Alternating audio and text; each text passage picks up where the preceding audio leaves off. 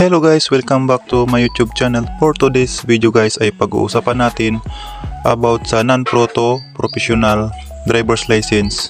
So sa video ito guys ay pag-uusapan natin kung ano yung proseso at magkano yung mga gastos na total natin sa pagiging sa non-proto professional.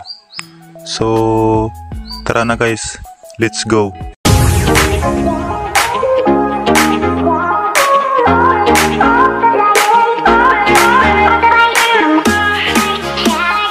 Let's start mga idol. Kung ikaw ay isang non-professional driver's license holder, at gusto mo etong i-upgrade ng professional driver's license, kailangan mo pa ring kumuha ng medical certificate.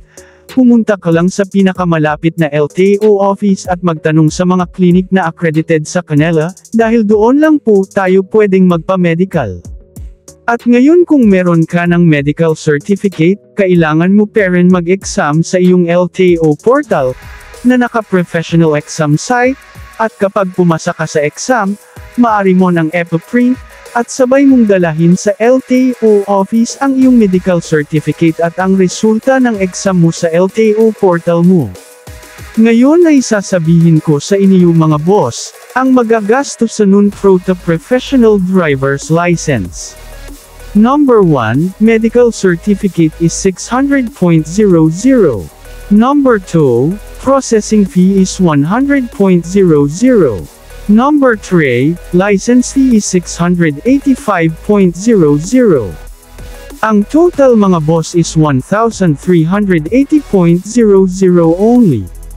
At take note mga boss, hindi pa po kasama niyan ang gastos nyo sa transportasyon papuntang LTO, pagkain, at iba pa. Kaya advice ko lang sa inyo mga boss, magdala kayo ng extra money nyo, para hindi po kayo mibten mga boss.